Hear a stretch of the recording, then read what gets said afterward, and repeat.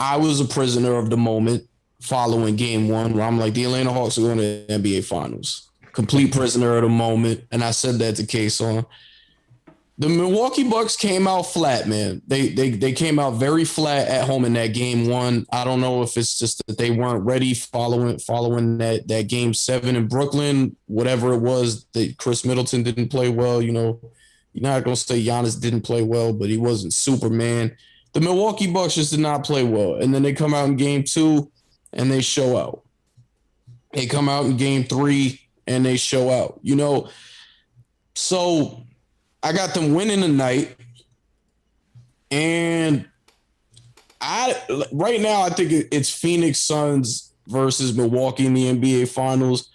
I don't know who to pick, but I'm expecting that one to be a series, man. And Mike, I haven't talked to you about this. I mean, no, I think we did, but let's rehash it because I don't remember where you stood on it. Me and Kayson have been going at it for the better part of a year now, a little longer, because I have been saying, and I don't agree with what Kendrick Perkins and Steven Jackson said. It's Giannis. It's Giannis's team. Giannis is the Batman on that team. But Chris Middleton does not get the respect he deserves as a co-star. Chris Middleton is one of the better players in this league. He's a great number two to have. They've got a great big three they got over there when you add Drew Holiday into the equation and you look at what Drew Holiday's done in his career. I'll never forget what Drew Holiday and Rajon Rondo did to the Portland Trailblazers in the playoffs a couple years back. You know what I'm saying? He's a great defender, great guard. But Chris Middleton, number one, he's a better shooter than Giannis. That's why, you know, people have argued they should run the offense through Chris Middleton at times because he gives you something that Giannis can't give you. And that's not taking anything away from Giannis. You know what I mean? Giannis is a top 5 player in this league right now. But it just is what it is. So where do you stay? I don't know if you've talked to Kayson about this, but Kayson has been very harsh on my man Chris Middleton for over a year now, man. First of all, it's funny you bring that up because in the middle of the game, well, not in the middle, when he was going off in the fourth quarter, I said, you know what? It's time to remove that second tier star off of Middleton's name because the dude is he's a problem. And you kind of saw it last year when Giannis went down when they were playing the Heat in, what was it, the Eastern Conference Finals, I think they played the Heat in. And, you know, I'm thinking, dang, why didn't they ever run offense through Middleton first? Because he was giving the Heat some headaches, some problems. I know that series went 5 or whatever, but it was tight games where Giannis didn't play and Middleton was that guy. But, you know, it kind of reminds me of OKC in the sense that we knew Durant was the better player, but Russ was the one that was kind of coming through when KD wasn't, even though there were ill-advised shots, turnovers, whatever you might call them. And I'm not calling Middleton the alpha, but to me, Russ is the alpha on that team. And KD he was the better player, don't mean he was the alpha. So it kind of reminds me of that. And, you know, I'm sitting here saying we know Giannis is the better player, but I mean, is he? He's probably the most physically talented, but better overall player, at least offensively. I mean, look who they were going to in the clutch, man. They weren't going to the MVP.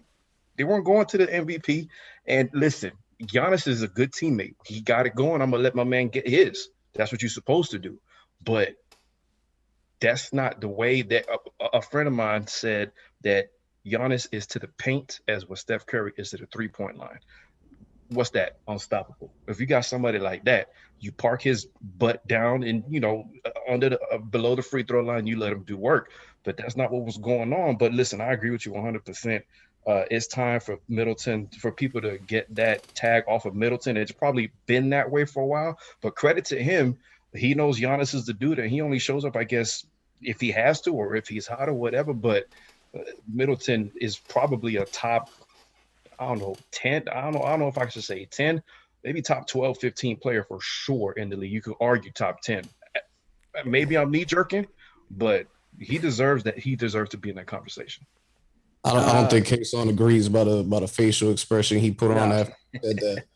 No, absolutely not. Giannis is definitely the Batman on this team, and someone just said it in the comments too. Middleton be disappearing, and that's the main point. Middleton has been up and down this whole playoffs. He was the Batman, and I said this, they would have lost already.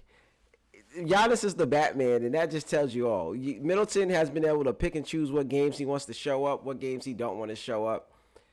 And as the Batman, you can't do that. The Bucks don't get this far if they're riding on the backs of Middleton. You're funny. That graphic you put up is funny. That's funny. Yeah. I see you. Okay, let's go some head claps for Kayson on that graphic, man. Hey, but Giannis be disappearing too. Oh yeah, Giannis.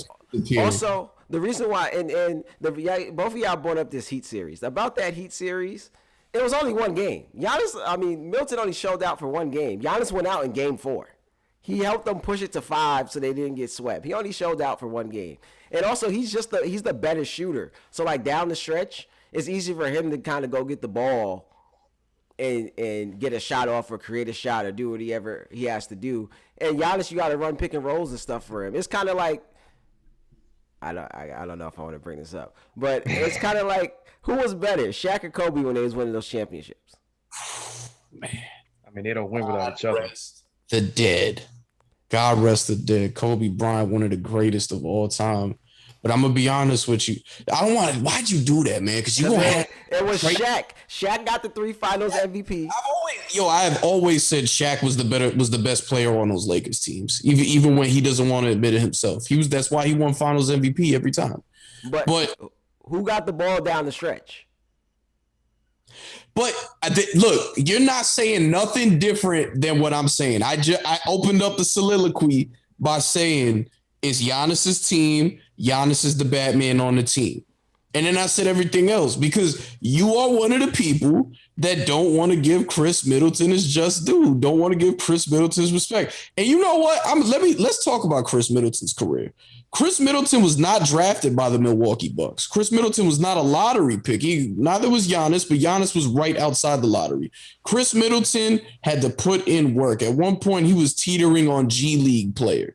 He went through player development. He put in a ton of work, and that's why he's one of the best players. Not top 5, like Mike said. You could argue top 10. I would definitely have an argument for top 10, top 15 for sure, though. But that's why he's one of the premier players in this league.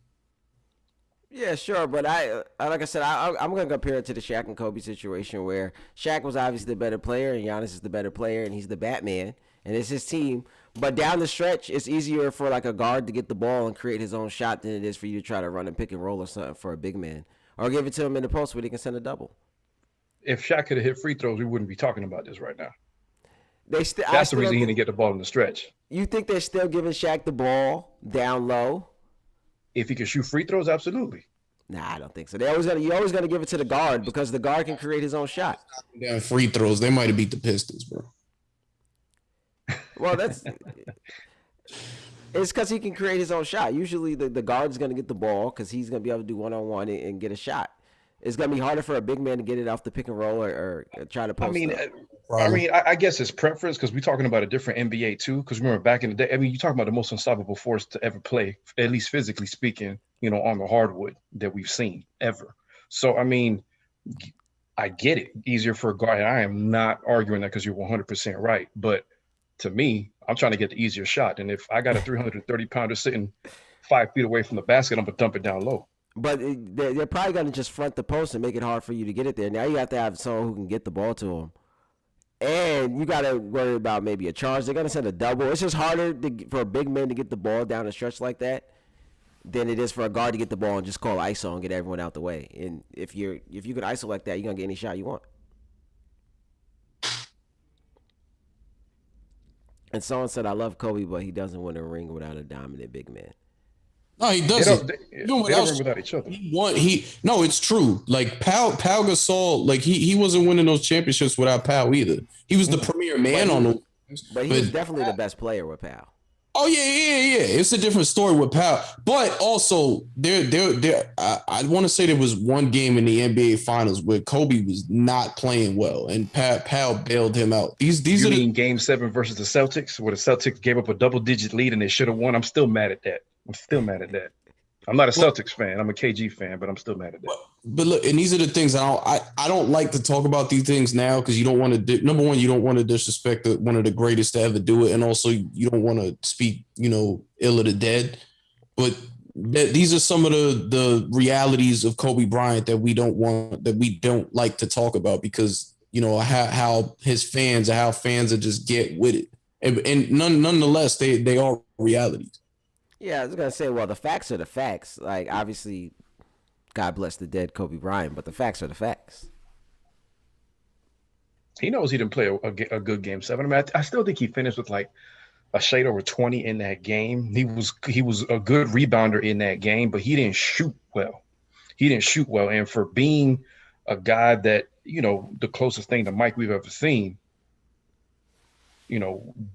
you said it a couple shows ago, talking about Wade and his performance in the 06 finals.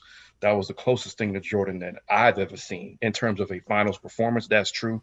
But, you expect the guy to play better than that. And again, both of y'all said it, God bless him, and everything like that. But a fact is a fact. I didn't expect Kobe to shoot that much and only come away with, I think he had 23 points in that game 7. Hey, Mike, because this is one of my friends. Can you give the argument for why Chris Middleton is a top 10 player? Both of y'all need to get this argument. I can say that the reason for that is because you could argue that he's the best offensive player on that team. Okay, number one, in the Eastern Conference Finals. All right. And that to a point, Giannis, an MVP, a two-time MVP, right, leans on him. Okay. I didn't know he can get that hot. Okay. He was chucking them from there was one corner shot. I don't even know if it was a 3 or not. I said, that's not going. That's a bad shot. The dude was taking bad shots and they were going in at some points. And I mean, he was locked in. It's a shooter's league. We know he can do that. He can get to the free throw line. He's a complete offensive player, man. And I think his IQ serves him best. And I think also him playing with that chip, like you said, he has to go through the ringer to get to where he's at right now. That is an underrated factor where, guys, they play a certain way, man. They play a certain way. And there's a lot of guys in the league that had to go through that and look where they are now. Some of them escape me. I can't think right now, but top 10, I'm trying to think of 10 guys I would choose over him. I was about to say, because you put him top 10, who are you taking out? That's always the question. Let me do it. Everybody healthy, okay? 10 guys. I'm taking Steph. I'm taking LeBron. I'm taking AD. I'm taking Giannis. I'm taking who else? I'm taking him over Tatum. Okay. Ooh. Yeah, I'm taking him over Tatum. I'm taking him over Tatum. I'm taking him over Tatum. Over Tatum. Yes, I am taking Chris Middleton. I'm taking him over Tatum. I'm trying to think. I'm taking Luka. I think I'm at 5 right now. I'm taking Luka. Who else? I'm not taking anybody on the Heat. I'm not taking anybody on the Bulls. I'm taking Dame. I think that's 6. Wait. We just go scroll over that. Over what? Jimmy Butler in your top 10? Jimmy Butler is my favorite player in the league, and he's not the top 10 player in the NBA. He's not even a first option. Jimmy Butler is not a 1. Jimmy Butler led the Miami Heat to the NBA Finals a year ago. How quickly the bubble fraud Heat, man. The bubble fraud Heat. Listen, he's my favorite player in the league. Y'all know I'm a Bulls fan. He's not a top 10 player in the league. Hold on. The bubble fraud Heat. Do you know that? So you think that they beat Milwaukee because it was in the bubble? I think their performances had a lot to do because of the fact that they didn't have to go anywhere and play. And I get it. Everybody had to deal with the same no crowd and all of that. That's what I'm saying. That's not what I'm saying. You think they only beat Milwaukee because they were in the bubble? Oh, no. They were a team last year. Okay. I was gonna say they were a nightmare match. Bubble aside, if there was no bubble, No. They were a nightmare matchup for Milwaukee. Absolutely. That zone, Milwaukee didn't know how to do it, and was just horrible because high school players know how to break a goddamn 2-3 zone. Okay. They were definitely the better team, but I think their success relied heavily on the play of their role players, and I don't think their role players are playing like that if we had a regular playoffs. That's just my opinion. If it's a bad opinion, whatever. But I think I'm at 7. Luka. I can't think of other ones right now. Y'all need to help me out. But I think I said AD or whatever. I said Dame. I'm not taking Jimmy in that top 10 right now, and that's my favorite player in the league. What's the name with Denver? Joker. I think that's 8. Oh, I can't think else right now. Paul George. Kawhi, yes. Paul George, that might be a knee-jerk reaction. I don't think I'm gonna put George in the top 10. Middleton? They're like the same player right now. Would you agree? They're like the same player right now. I would agree with that. Right now, no. Wait, like during the regular season? I would agree with that. I would actually very much agree with that. They're like the same player right now. Look. You just agreed with a friend of mine who said Chris Middleton be disappearing. You know who else be disappearing? Paul George. Not lately.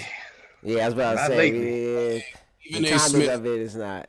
Even A. Smith said something great the other day when Paul George didn't knock those 2 free throws down, which ultimately cost the Clippers the game. Great players close out games. You missed those free throws, you didn't close out the game. That's not top 10. I'm sorry. He closed it out last night, though. He did, and he has some great coaching on his side as well. Stop it. He did it last night, and he did it against the Jazz. He did it when it counts. He had to, when your team is filled with injuries, your best players not completely healthy for the series, your number 2 player doesn't even play. You're supposed to do that. All right, whatever. Giannis is still the Batman of the team. Kendrick, I don't know what Kendrick is. Yeah, hey, we're not arguing on that. I said that. Yeah, this is Giannis's team. Giannis the Batman on his team. He is. Hey, I'll give you this, though. When we talk about this Middleton thing, you can relate it to the Warriors. Steph Curry is the best player on the Golden State Warriors. That doesn't take away that guys like Clay have bailed him out at times. You can say that. I don't have a problem saying that. And I'm a Steph guy. I don't have a problem saying that. That's true. Because Game 6 Clay, that don't happen. We're talking about OKC advancing. Yeah. I didn't bring that up to shade anybody. I'm just trying to make a point when it comes to Chris Middleton. All right. Because, honestly, Clay bailed out the Warriors multiple times. But how many times has Chris Middleton really bailed out the Bucks? They've never been to a finals. They're still. I mean, as far as as far as where they're at as a team with their championship hopes, they're still pretty fresh in that. I mean, they've been in the playoffs a bunch of times, but we've only been talking about them as a contender for 2 years. 3 years. Yeah. I guess maybe 3 because Giannis got. Talk about if they've been to a finals yet or where's Middleton at? It's still pretty fresh in that conversation. All right. I'll get to one. He's not top 10, but I'm happy you guys trying to make a point here. Where would you put him? Top 12? Top 15? Where would you put him? I'd really have to think hard. He's probably definitely in that 15 to 20 range. Kayson is a very disrespectful person when it comes to certain players. Absolutely. What I mean? You try to compare him to Chris Bosh. That's the only thing. But I'm definitely taking Tatum. I'm taking Tatum over him. Absolutely. I'm taking Devin Book over him. I'm taking D Book over him. I'm not taking Devin. And I'm taking Ja over him too. No, I am not taking Ja Morant. You are crazy. I'm not taking Middleton. You know what? I'll take Mitchell over him. I'll take Mitchell over. I'm taking Mitchell over Middleton. But Ja, nah. Not yet. Yeah, exactly. I'm not taking the second-year point guard over Chris Middleton. No. All right, well, let's get into the series. Did we talk about how Trae Young's out tonight? Yeah, we did. We did open up this with Trae Young will be out tonight. I mean, I don't got much to add to it right now. Like I told you guys, I was a prisoner of the moment. The Milwaukee Bucks are the better team in this series. They got a hold on this thing. I think they're gonna go up tonight. Is this an elimination game? No, it's 2-1.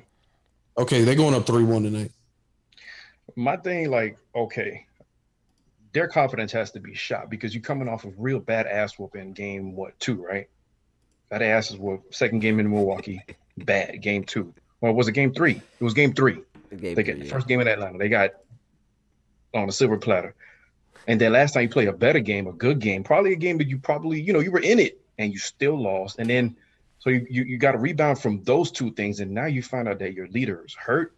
We're gonna see what lemon pepper Lou can cook up. Cause I mean, he can score. We know that he can score, but I don't know. I don't know what that lineup's gonna look like. When he goes out, who's coming in his place?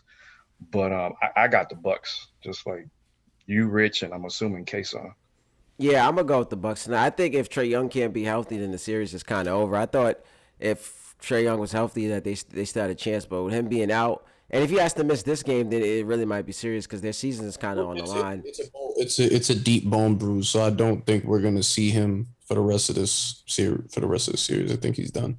Which is really unfortunate because he was playing really well for this Yeah. whole playoff run. So to see him go out like that is kind of unfortunate. And I thought that the Hawks really had a chance to maybe win this series, but with him being out, I think it's over. Like you said, maybe we don't know what the Hawks can kind of cook up over there. Maybe they can get the crowd behind them. But if they lose tonight, and I expect them to lose tonight, going back to Milwaukee, it's over in 5.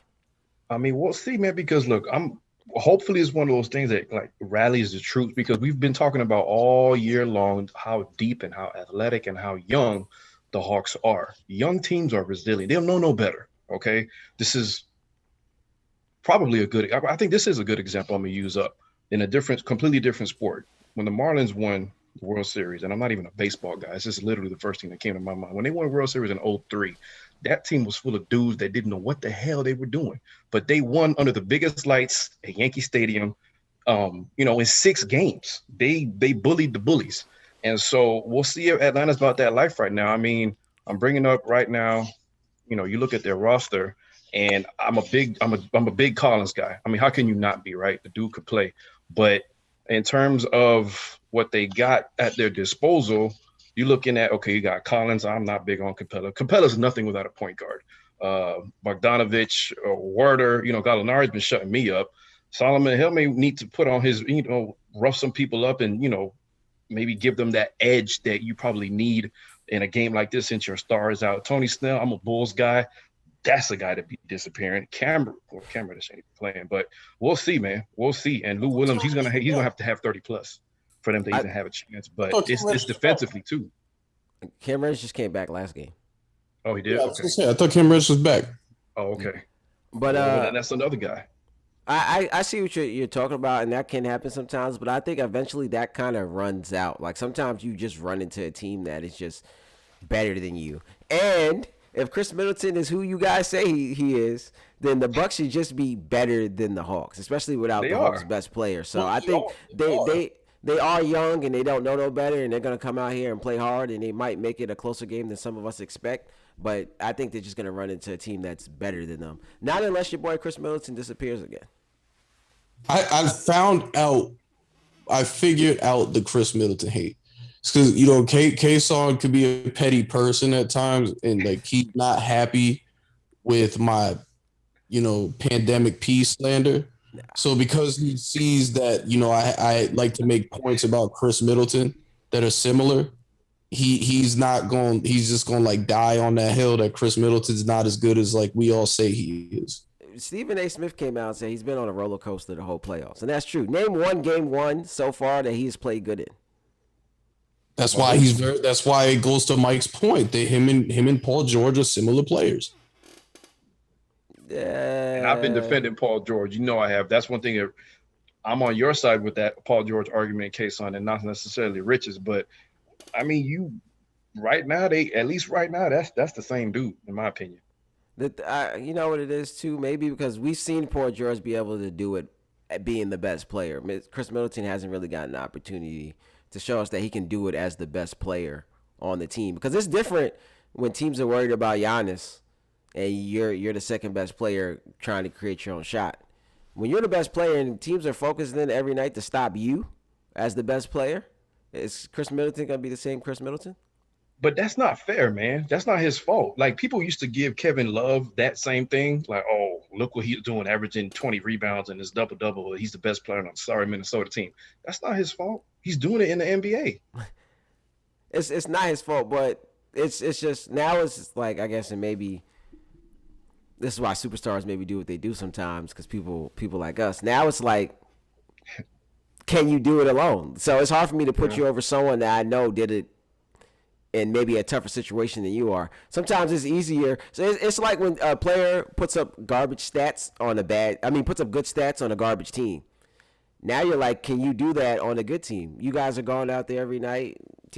Half of the teams don't even care to play you guys, and you're putting up numbers. You're the best player. You can get the ball 30 times on a bad team. So if you put up enough shots, you're an NBA player. You should score enough. But can you do that on a good team where maybe you got to pass it a little more, or maybe games matter a little more?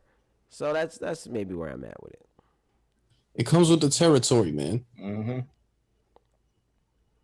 But I guess maybe I look at it differently because you guys basically look at him as like a 1B to Giannis. So if that's the case, then... Well, Giannis even said it himself. He came out after the game and said if Chris wants the ball, he's going to get the ball because he's proven it. I mean, KD said a whole bunch of good things about Russ before he left. What does that mean? What KD said about Russ was valid. We learned, a lot of the media wants to push narratives as to why KD left. KD didn't necessarily leave because of Russell Westbrook. There was a lot of things going on there. So we know a lot of the real of that whole breakup in Oklahoma City. The thing is, people like to big up their teammates when they're on the same team, but it is what it is. I got the Bucks. He still bigged up Russ when they weren't teammates anymore. Not publicly.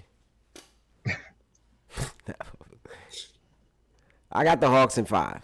I mean the Bucks in 5. Sorry, the Bucks is over tonight with no Trae Young.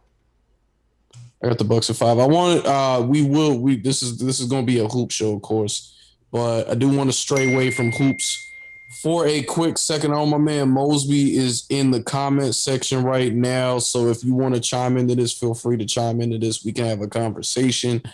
2 fights going on this weekend. This was the return fight for Vasily Lomachenko after his loss to Teofimo Lopez. He went out there and he did the damn thing. I was a little worried about my man. I'm not going to lie, because the whole promo leading into the fight was all Teofimo Lopez, and he had a dangerous opponent. So, when you're talking all about somebody else who's not your opponent, it's almost like you're not preparing for your opponent. This goes, you guys could chime in on that too, because that's something that goes into all of sports, not just boxing. But that when I seen that one definitely had me worried. But he went out there. He didn't just win. He dominated that fight. Teofimo Lopez's father comes out, says after the mandatory, we got it. So we're gonna make that rematch happen. So I'm very glad to see it. It's a lot more appealing than it was the first time, because I think a lot of people the first time, myself included, looked at that fight and said Vasily Lomachenko is a lot of people. I wasn't the only one that said it. I got a friend that gives me a lot of heat for it now because he's a Lopez fan. But myself and a couple of other people I know has said that first fight was going to be a lot like when Floyd fought Canelo Alvarez. It was going to be like a taking you to school, and it wasn't that. So there's going to be a lot of hype. There's going to be a lot of money to be made. I'm not ready to give you a winner on that one. Okay, maybe we can get Rob from Guard Your Grill Boxing back on here again, because that was a fun time, and have a conversation with that one. And then I want to get into the Gervonta Tank Davis fight. Now that was one hell of a fight. Ended up stoppage TKO, but Tank was in a fight, man, and not only was he in a fight, but he was down by the unofficial cards and in a lot of people's minds, myself included. He was down. He's a coachable kid, man, because Floyd was in the sidelines just coaching him up and told him straight up, you're down on the unofficial cards. I'm not going to lie to you ever. I'm going to tell you the truth because I want to see good for you. And he went out there, drops him, comes back, drops him again, ends up TKO. They had to stop the fight. And now he's a 3-division champion, which is great, because midway through that fight, I was getting a little nervous. Tank is a guy that I get worried about his career, because I don't want him to end up like a guy that, he hangs out with, which is Adrian Broner. Adrian Broner was a guy that they pinned to be the next Floyd Mayweather until he wasn't. we're not even talking about Adrian Broner fighting anymore because he's not really a box office name anymore. And that's something that we don't want to see for Tank. But shout out to Tank, man. Tank is still out here doing it. He's in that same conversation to fight guys like Teofimo, Vasily Lomachenko. So can't wait to see what's next on the horizons for both of these guys. If you guys got anything you want to say on these fights, let me know. I'm looking at the comments section to see Meech just bounced. Yes, Floyd did tell him to get busy, but yeah, man, anything to add to that, or you ready to move on? Uh, Go ahead, Kay. Nah. Well, you can go ahead, Mike, because I just had a question for Rich. I saw that. Admittedly, I'm not the biggest boxing guy, but I saw that when Floyd went up to his corner and he was telling him, "Yo, you down." It looked like he kind of took offense to it. I mean, I don't know A from B when it comes to boxing, but did he? Did he get offended? Like, man, like, okay, like, yeah, I'm down or whatever. That's what it looked like to me. Nah, I don't want to say he took offense to it. I don't think he took offense to it. I think it was more of like a shock to him because Floyd's not the type of guy like, oh, I just want to piss him off or I'm trying to get in his head. Like Right. if Floyd's telling one of his fighters something, it's because like, yo, you need to be worried. I'm trying to lose. And that's what he had pointed out to him when he told him, like, yo, I'm only going to be real with you. Right. I'm not going to tell you anything that you want to hear or anything like that. Okay. Because his reaction to me seemed like he didn't even want to hear that, but I guess I'm wrong. So okay. Rich, were there any surprises from the fights this weekend that you think? The surprise, like I said, the surprise for me was Tank was in trouble, man. For a good chunk of that fight, Tank Davis was in trouble, man. Not knockout trouble. He was never in danger of getting stopped. But he was in danger of losing that fight until, Floyd gave him the reality check. Like, yo, it's the unofficial cause, but you're down right now. And then he went to work after Floyd told him that. That was the only surprise for me.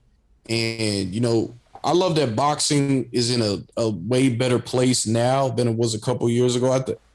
I'm just a huge combat sports guy. You know what I mean? I love combat sports, period.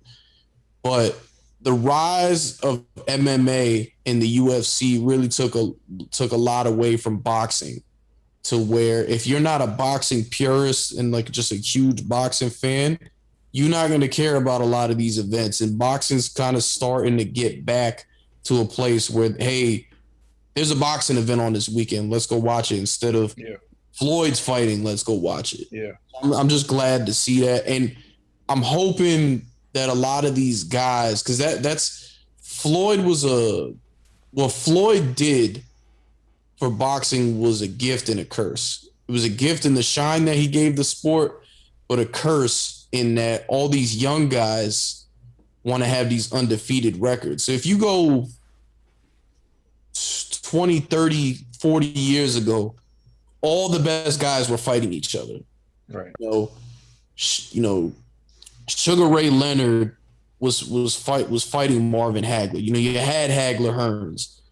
You had all the best fighters were fighting each other. Nowadays, these guys, like, all right, I'll give you an example. We all want to see Jamal Crawford. I'm sorry.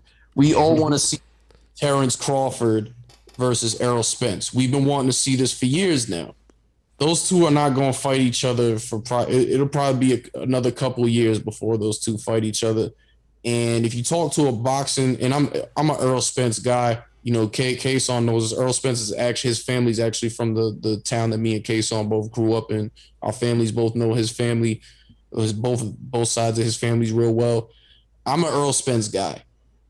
But in listening and getting schooled by some people in the know, it's kind of turning into, funny, you talking about Floyd, a Floyd situation where he's going to wait it out for Terrence to get a little older, build himself up more.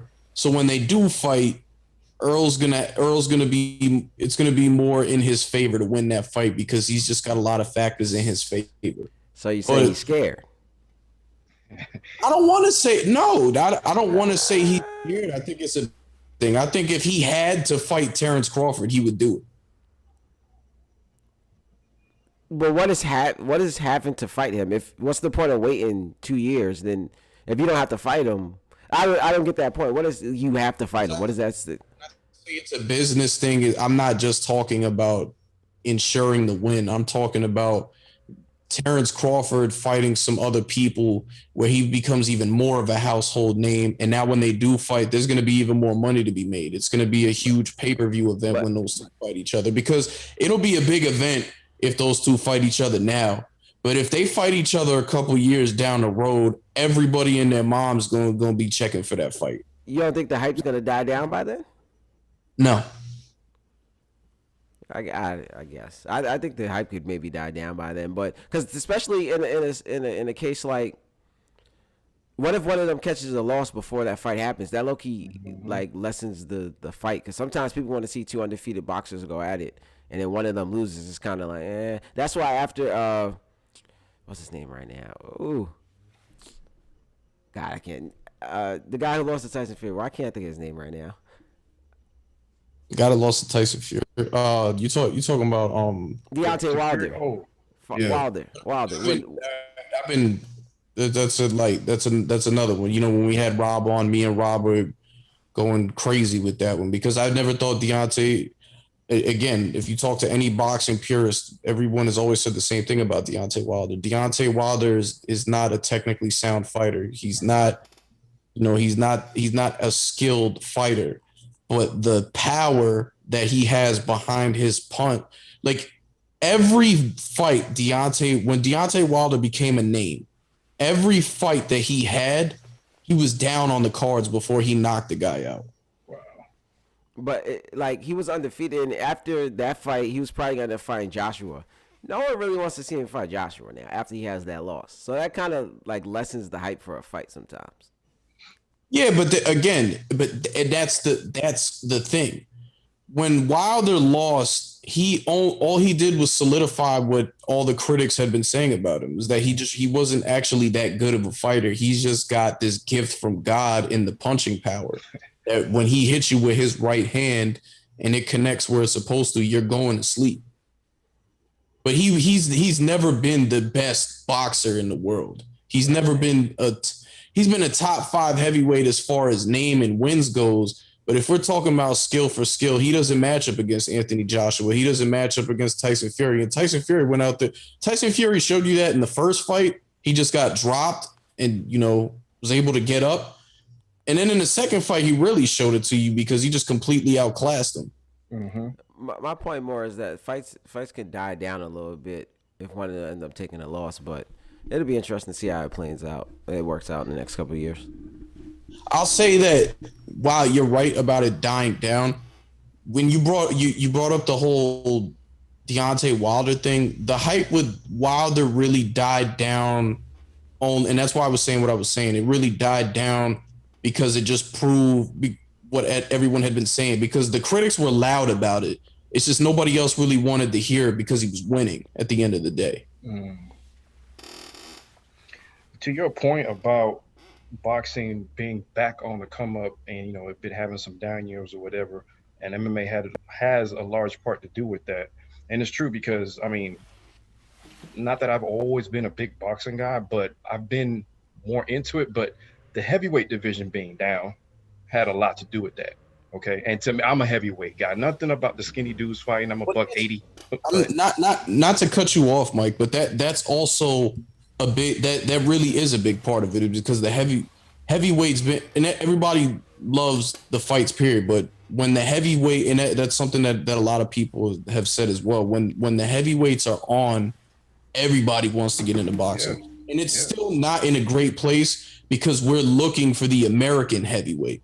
Right now, the best heavyweights are all foreign fighters. You were hoping for it with Deontay Wilder, but like I said, all his critics were saying the same thing about him. The skill's not behind it. So we're still looking for that American heavyweight. And when we really do get that American heavyweight, then boxing will really be back. Okay. Now, I'll take your word for it, because like I said, you got that boxing on lock, and I'm just a spectator. I was going to say pay-per-view, because who does that nowadays? I got this Fire Stick, but that's what I'm looking at. I didn't even realize that fight was this weekend, and my bad. I'll watch it, but there was a point where I mean, I'll watch Ronda Rousey when she was hot before anything else boxing because that was exciting. Like she was undefeated. She was, from here. I guess that has a lot to do with it. But I think I'll start paying attention more when uh, more heavyweights are a household name, or just these lighter division dudes. They'll get my attention sometimes. The last fight I saw that I can remember being hyped for, I'm pretty sure it was a Mayweather fight, but yeah, I just wanted to comment on that. Like, I'm waiting for the heavyweights to get back where they used to be. All right, Yeah, I well, want the heavyweight division is back. It's like I said, it's just the American. it's just once you get those Americans back in there, when we can get a top American heavyweight, then we're gonna Okay. be having a conversation again. I Okay. know you're not about to close this show out. I don't care that the game's on, bro. no, actually, I mean, I was gonna say maybe we should hurry up the game's about to start, but I guess Trey Young's not there. But anyways, I was gonna say, where do you think Tank goes from here? Does he fight this guy again, or is it another fight? Because like you said, he was losing into that knockout game. There won't be a rematch there. And there doesn't need to be a rematch there. I don't know where Tank goes from here. I don't think he's gonna fight Vasily Lomachenko. Like Teofimo and Vasily is the next fight with those two. I think Tank should fight Devin Haney.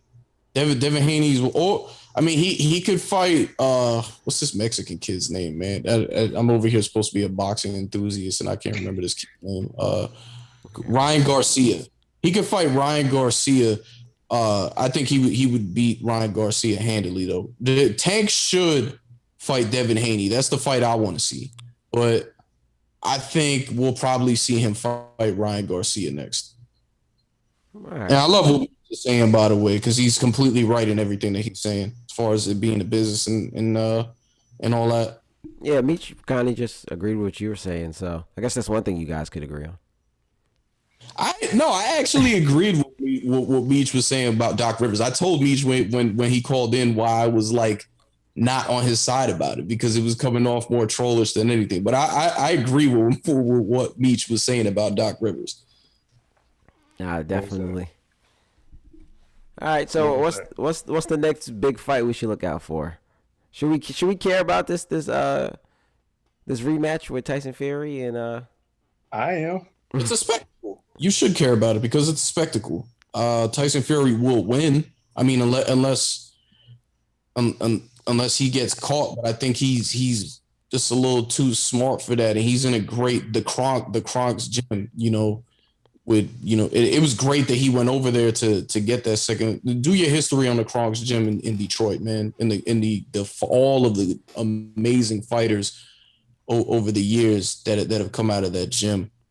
But I think he's too smart of a fighter to fall for what Deontay Wilder's a one trick pony. I don't want to be disrespectful, but it is what it is.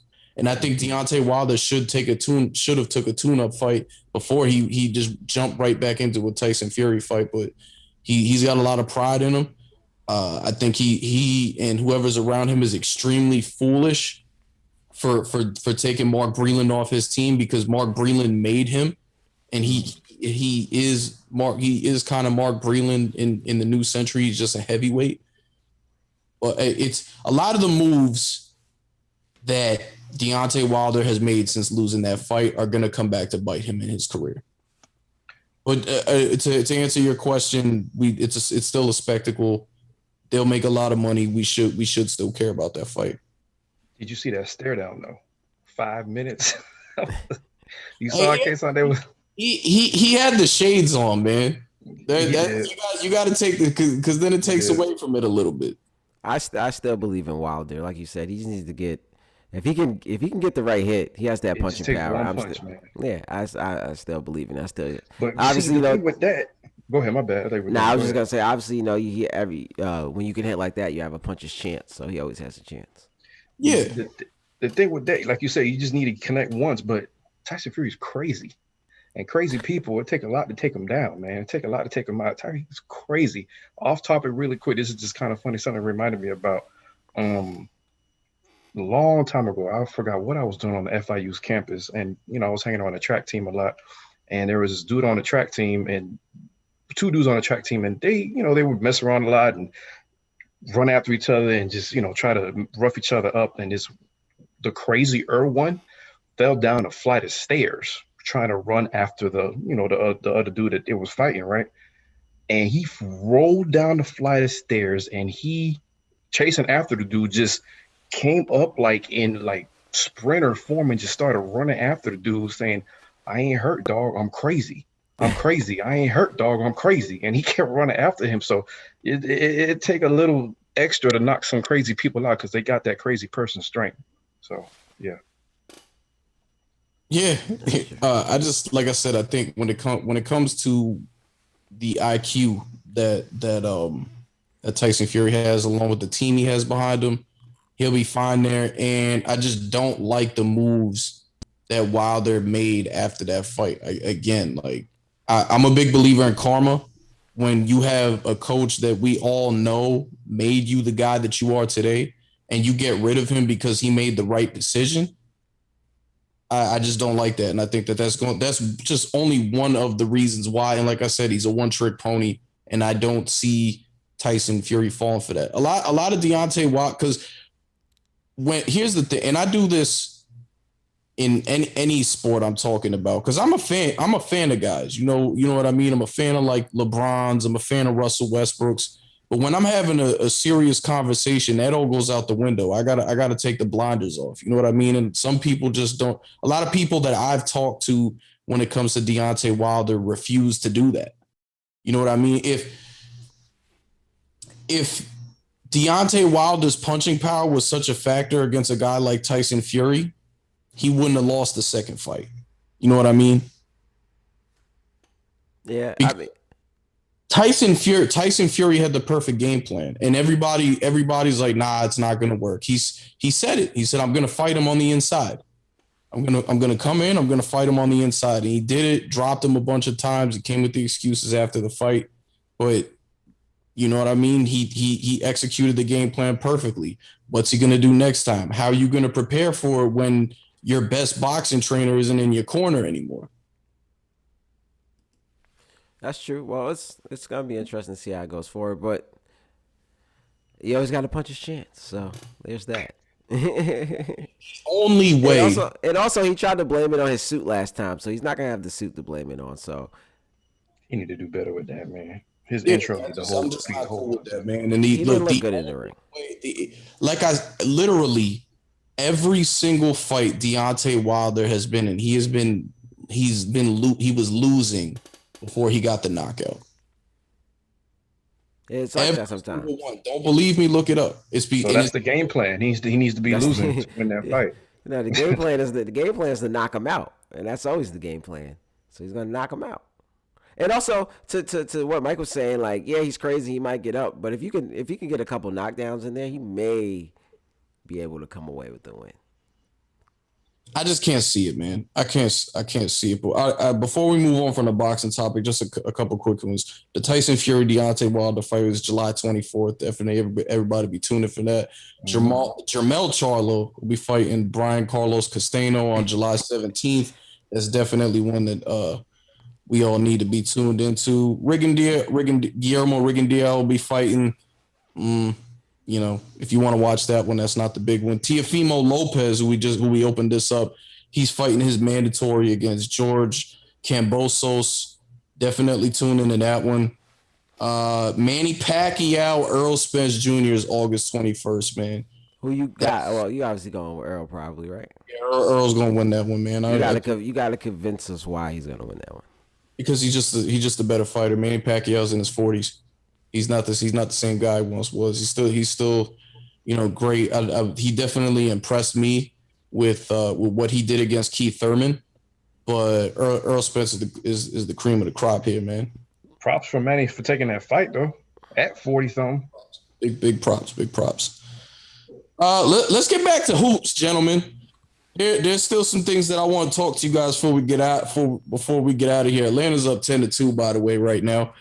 I want to get into this draft, Mike. I have not gotten a chance to talk to you about this. I've talked to Kayson about this a few times now. I don't know if I said this while we were on your show, but I'll say it now. I'm a believer in the Houston. I think that the Houston Rockets are a lot closer as far as being a playoff team goes than a lot of people would say. I think even Silas is a great coach. I think him leaving Dallas hurt Luka a little bit. You know, he's got Jason Kidd now, so I think that'll help. But Steven Silas has been credited a ton with his work with a lot of the guards that he's been with throughout his career. And we all know who his dad is. He comes from a great pedigree.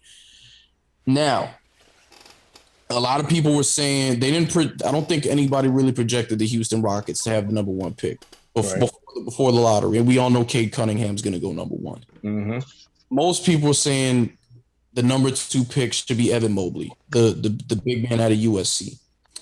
I have been saying since this season, and I saw a report out there. We'll talk about that because it's a different guy than I had been saying, but I have no problem with this either. I had been saying if the Houston Rockets don't get the number 1 pick, but they end up with the 2nd or 3rd pick, they got to take Jalen Suggs because this is a guard dominant league. Right. You just lost James Harden. I love Kevin Porter Jr. I think they do have something with him. And if you added Jalen Suggs in there, that's going to be a scary backcourt for years to come. And then, what you have in a coach and what he's been regarded as his work with guards. Now, the report that just came out, and I'm not mad at this report because I think that this young man's the wild card because he hasn't been able to really get the shine as a lot of these college guys. The report is that they're enamored with Jalen Green. Jalen Green has come out and said if he played college this year, we'd probably be talking about him as the number 1 pick in the draft. I'm not going to dispute that. I think the world of Cade Cunningham. With everything I just said. Oh, and I want to add too. It's not we talk about needing things. They got Woods over there in Houston too, man. Mm-hmm. Woods is definitely shown to be a great player. So it's not like they need a big man over there. I think the Houston Rockets have a lot of great pieces over there, just period, as far as those young guys go. I like Kenny Martin Jr. a lot. I think they really need to solidify that 1 position. So when I say all of that, whether it's Jalen Suggs or Jalen Green, what do you think? I think it's a 1-person draft. To be honest with you, that's how I feel. And you don't get Cunningham. I'm of the belief of it depends on whether I'm a draft for need or draft the best player. It depends on, what my team is, what the franchise outlook is, what my championship window is. That being said, when I know that my team is several pieces away and not just 1 piece away, and you have that high of a pick, that means you're not a good team. I'm a fan of trading it. I'm a fan of trading the pick. And I'm not just talking basketball. I'm talking for every. It's a little different in football, but I'll keep it basketball centered. Trade it. I'm talking about trading the pick for assets because name me, there's only one, and tell me if I'm wrong, Kayson, but there's only one team that has won a championship in recent memory, through the draft. To me, that's Golden State. Drafted 3 young players. They stayed together. They won. You added pieces, obviously. But that core, Dre, Clay, Steph, do the draft. There's no other team that's been able to do that. We saw the Clippers be young and dominant with a long time ago with Q Richardson, Darius Miles, Keon Dooling. Young teams don't last long and win together in the NBA because after that rookie contract, they're done. You need to incorporate vets and experience. So that's why, having young teams is great. It's great. They'll probably sniff a top, whatever seed. But for you to be a serious contender, and I'm talking about being mentioned as a Final Four team in the NBA, you ain't gonna be young. You're not gonna win as a young team, not a championship team. So I'm trading it to answer your question. Trading the pick. The last team to come close to it would obviously be the Thunder, but they didn't win the championship. They didn't win it. If they stayed together, obviously they probably would have won. Yeah, they would have won. Maybe. I see your point, but the problem is some teams have to build through the draft. Like some teams, they're just not going to get that player to come over there. Think about Portland. They have Damian Lillard, but they still can't even really get another superstar to go over there with them. So you have to kind of keep that pick and hope that. I feel about Portland, man. I don't even know why you got to bring up Portland. You know how I feel about Portland, man. I don't even know why they stay together. but like some teams, New Orleans, Memphis, the smaller markets, you're not gonna get those players that really come over there. So you have to keep those draft picks. True. And I can see about trading it, but even trading it, you would have to trade it for a superstar who's on a long term contract because they're probably not gonna want to stay there if you get someone in like a 1 year rental or something like that. No, Oklahoma no, City, that would be a stupid move. I hear what you're saying. You're right. But I mean, at least like okay, because like take New Orleans. You draft Zion, and now Van Gundy, who's a damn good coach, he's out after a year, and then you can't tell me that that's not going to piss off Zion because he's probably going to want to leave soon. I'll say this because I've been following the situation for a little bit. They fired Van Gundy because guys like Zion didn't like him. There's been reports that a lot of those young guys over there just did not mesh with Van Gundy. And you know what? It makes sense because he's an old school cat and he don't play no games.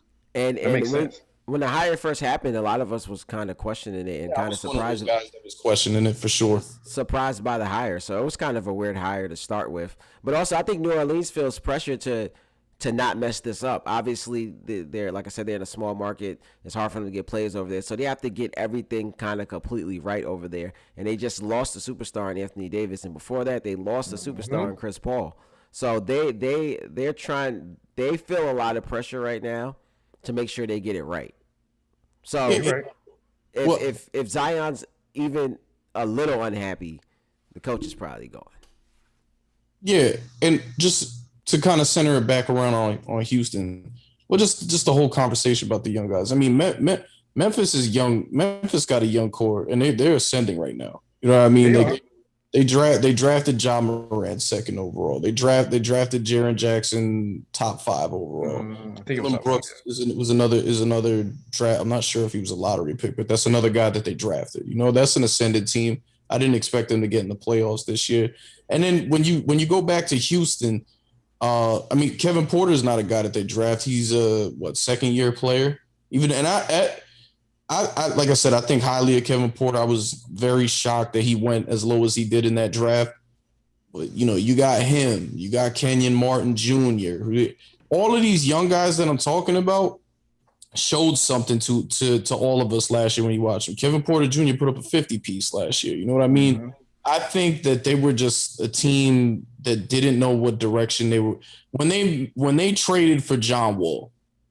I sat there and said, "What are you doing?" Because it's not going to keep James Harden. James Harden's still going to want to leave. We don't know what John Wall is coming off two back-to-back catastrophic injuries. And it just what I just didn't understand what they were as a team. But now, when it comes to having these young guys in there, you're in a different direction. You know that you got some good young pieces over there, and I don't want to say I agree with you too much on it being a one guy. It's a one guy draft in that we know who's going number one, but I really do think that there's a couple guys in this draft that can be franchise guys here. Like I said, we don't know what we're going to get out of Jalen Green because of what the G League was last year. Right. I think the world of Jalen Suggs. And I mean, I give Evan Mobley his props, man. I think he's gonna be a great big in this league. I think when it comes to Houston, when you got those pieces in place, and then you get who it sounds like they're gonna take Jalen Green. You bring Jalen Green in there, and then you get these guys together, and they start to show you something. Then you just add the vets around it, because that's how Golden State was able to become what they were. They had the young guys together as their core, but they brought vets in there to lead bring them along. That was actually the next point. Yeah, that's actually the next point I was going to make. I think if they had some solid pieces already, you think about trading it to get those veterans over there, but they don't really have their core player or players that they're going to go with going forward. Obviously, Kevin Porter Jr. looks nice, and they probably want to keep him, but they don't have that superstar player yet. So you have to take your chances in the draft and then go from there. Kind of even the same thing with Philly and Milwaukee. Philly got Embiid, got Ben, and then they started trading picks away or traded other young players that they had away to get those veteran players there. So right now you kind of just want to stack the decks and then see which players are going to work out and be the star, and then you trade the ones that don't, and maybe add a couple draft picks to it to get the veterans around them. That's fair. What do you guys think? What do you guys think about Detroit getting the number one pick? I think it's kind of a moot point because Cade. I don't as good as I think Cade Cunningham is. I think they'll be in the lottery again next year. Yeah, they just took a point guard last year, so unfortunately they about to take another I'm point not guard. man. I saw like I don't know if it was ESPN or Bleacher Report put like a projected lineup.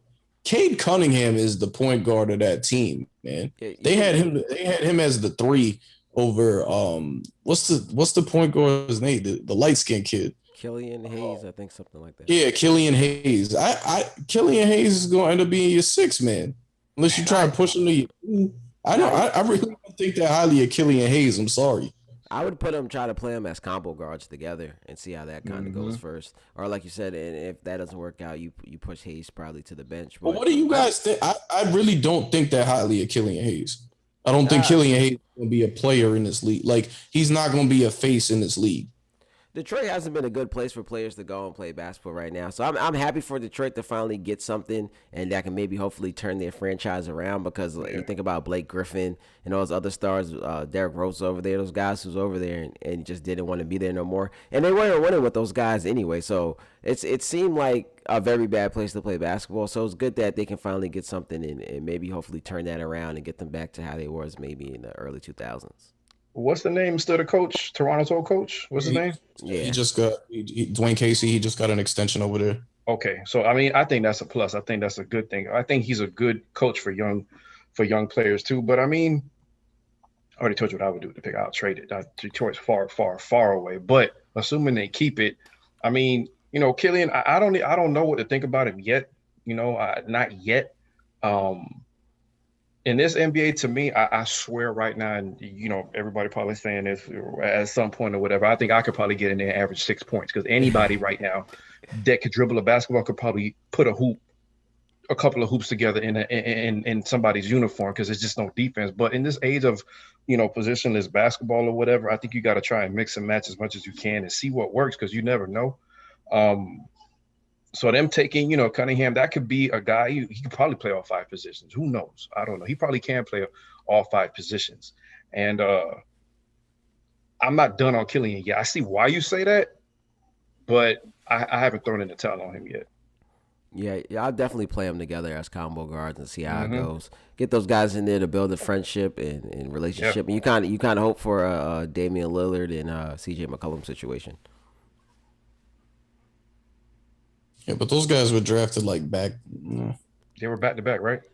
Yeah, and then I don't know. It was just a little bit of a different situation. Like you knew who, like what, where they were, like what roles they were both playing. Like that's Detroit's in big limbo here. They are, man.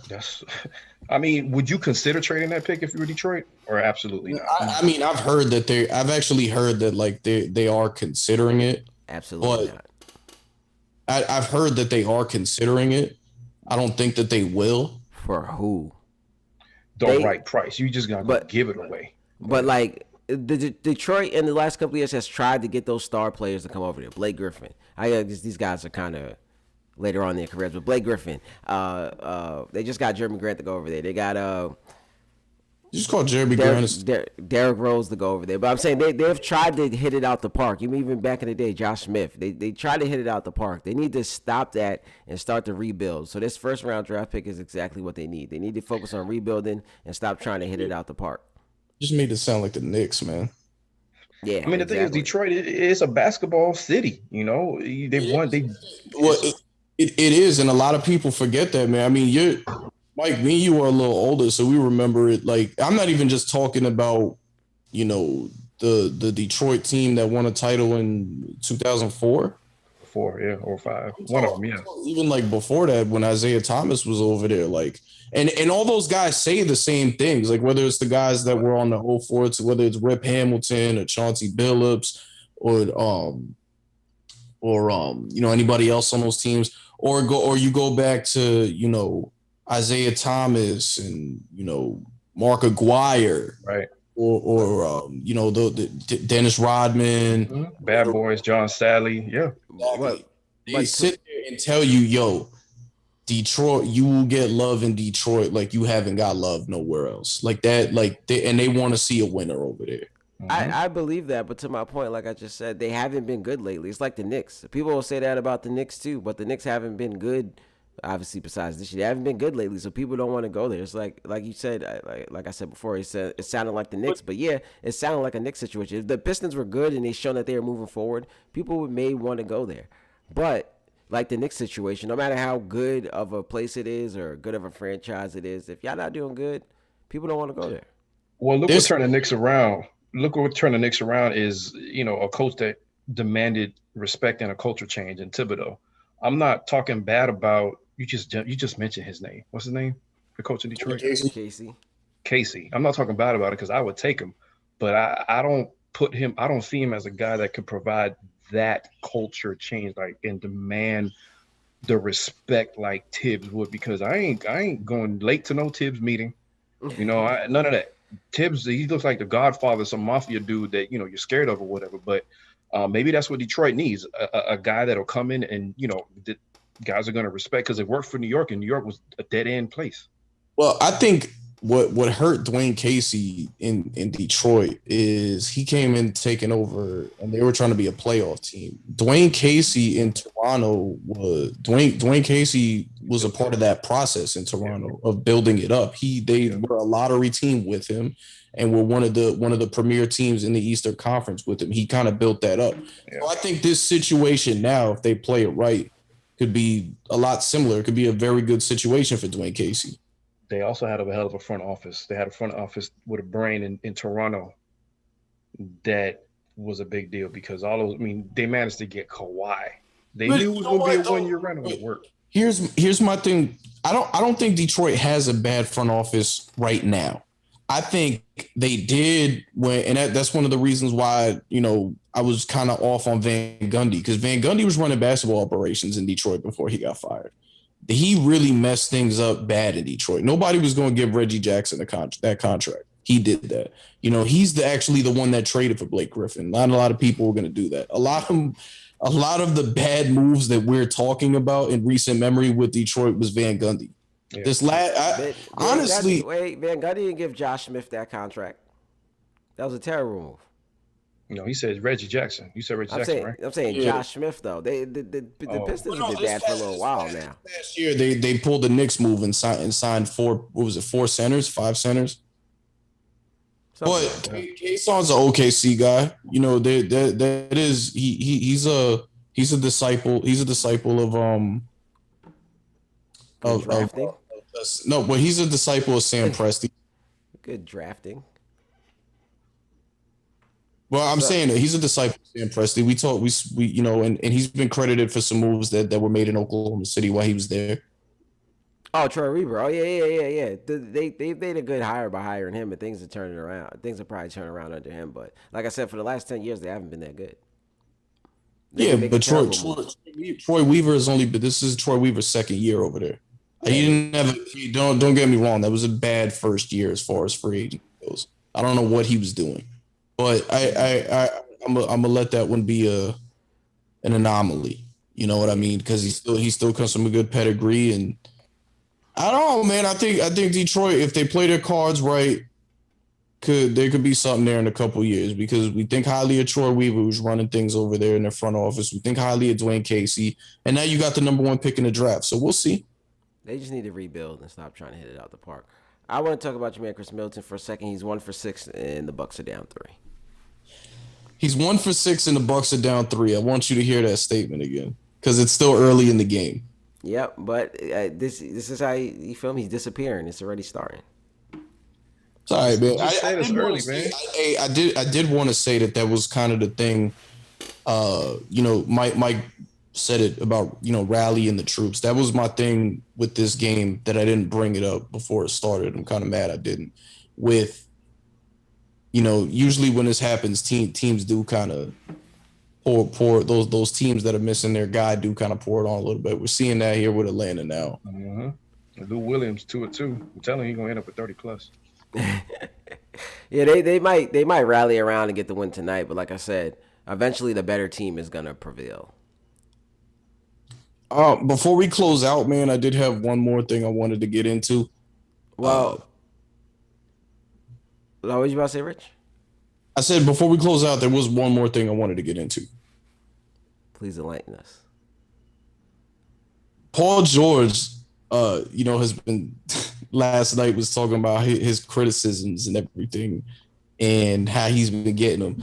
I'm not even here to talk about, what side I'm on or anything like that. What I'm about to say, I would think that y'all would actually agree. And DeMarcus Cousins came last night, had his back with everything, saying like he didn't understand it either. You named yourself playoff P when you're not living up to the bill. You're gonna hear it. And regardless of what you guys say about, his performances in the playoffs from that time to now, you got to move on in the playoffs. He wasn't moving on since he named himself playoff P. Regardless of what he's doing this postseason, because of what he said, because of the fact that he named himself playoff P years ago, every time he has a bad performance is going to follow him because of what he did. There's repercussions to your actions. So do y'all think he just needs to be quiet and accept the fact that he did this to himself, or what? Yes, he did bring this on himself, and unfortunately for him, after calling himself Playoff P, he has had some pretty because he called himself Playoff P, and that just put a light on every performance. So any performance that goes wrong is gonna look bad because it's like, oh, you're supposed to be that guy. You named yourself that guy. It's like when LeBron named himself King. We've been on him ever since. So it's like he put the light on himself. So I kind of agree with you. At this point, he kind of has to just take it and call it is what it is. And then try and what he said is like he doesn't know where it came from. Like, let's be honest. You know where it came from. I would rather him just come out and say, y'all seen what I've done. Yeah, I seen what I've done just this playoff run without Kawhi. Y'all know me. Kind of do pull a KD move. I'm Kevin Durant. Tell him who you are and tell him stop it. I mean, you're right. That's a good point. Brought it on himself, but I think he's had more positive moments in the playoffs than not. You know what I mean? And I mean that's just the way sports are. You put yourself out there, people are going they're not gonna let you live it down. So I get it, but um, I like to look at both the whole total picture instead of whatever. And it's to me, it just seems like people forgot, and that's another thing. It's like a knee jerk and what's the word I'm looking for? What have you done for me lately type thing, and people just forget what he did in Indiana, and you shouldn't. That was PG-24 though. It was, but you shouldn't, and this is a guy that everybody thought his career was going to be different after he had that injury, that exhibition game and whatever. I'm just glad he's shutting people up. Yeah, definitely. I don't know. People said they couldn't hear us earlier a little bit. I don't know if y'all wanted to get back into the Sun series real fast. I'm good. I ain't got nothing to add on it. I think the Suns close out tomorrow. Yeah, pretty much the same. I think it's over. I expected it to kind of go this way. I called it out on live. It's over. I think they put up a brilliant effort last night to kind of come back, and PG had an unbelievable performance and played out of his mind. But I think the pressure's back on them going back home for Game 6. And I think the Suns needed this punch in the mouth because they went home thinking that it was just over because they were up 3-1 and the crowd was going to be behind them. I think this is a wake-up call for them, let them know that, like Giannis said, you can't play with your food. Yeah, definitely, man. Mike, you got anything for him before we get out of here? No, man, I just hate injuries. I want this Western Conference series to go 7, and this Suns, that's not Suns, this Eastern Conference series just needs to end now, um, because of Trey's injury. You know what I'm saying? I mean, yeah, it would be nice to see the young players do whatever. If they, like we said, rattle the truth. But if that doesn't happen tonight, then there's just no point. So I think that one's over in 5. They can go 3-1 and then go back to Milwaukee, end it. And it just looked like it's going to be a crash course, Milwaukee and Phoenix. And who would have thunk it starting the season in December? So are we agreeing that it's going to be Milwaukee Phoenix in the finals? I think so. Listen, if that Western Conference goes 7, I don't know that. I don't know that. No, they're close. They have to. If it goes 7, Game 7's in Phoenix. Exactly. And anything Pressure's back on Phoenix. The home team traditionally in the Game 7 has got it. But anything can happen in a Game 7. What if Kawhi comes back? True. What if Kawhi? Then Paul George may not play like he's been playing. But what if Kawhi pulls a Willis Reed? Here comes Willis. Like, here comes Kawhi. I think at this point that might hurt them more than it helps them, especially if he's not going to be 100%. Like Mike was just saying, you might as well leave PG playing how he's playing. If he goes back into that number 2 mindset that he has for some reason, he's not going to be playing the same. And Kawhi's not going to be able to give you the 100% Kawhi. Yeah. So it's going to hurt them more than it help them. So at that point, I would just leave him out. And like Mike said, anything can happen in a Game 7. What Game 7? Oh, the Bucks and Nets Game 7. You see how that happened. Anything can happen in the Game 7. So you take your chances. But I think the pressure's back on Phoenix if it goes 7. And I think at that point, the Clippers may come away with it because they're playing with house money again. Whoa, if Chris Paul blows another 3-1, man. Chris Paul blows another 3 into the Clippers. And that's why I feel like they wasn't going to win Game 5 because the pressure's on CP to close it out to get to his first finals. And he's at home, so it's like, it's now. It felt like a now or never situation to me. That pressure shouldn't affect somebody that's been in the league that long, man. You notice he needed the. Y'all notice he said it too. Like when they brought it up, he's like, "I don't want to talk about 3-1." He needed that punch in the face to realize, like, okay, it's not time to play. You gotta close it out at home. That's why they're gonna do it, man. They got to. I'm with Kayson on that. They got to win tomorrow night. Yeah. Because it goes back to Phoenix, the pressure is on Phoenix to get it done. And then, like I said, the Clippers playing with house money. And then Ty Lue seems to thrive in these situations. So, hey, you got a drought in your city. Ty Lue's your man. Oh, all right. This is it. What are y'all predictions for the finals right now? Before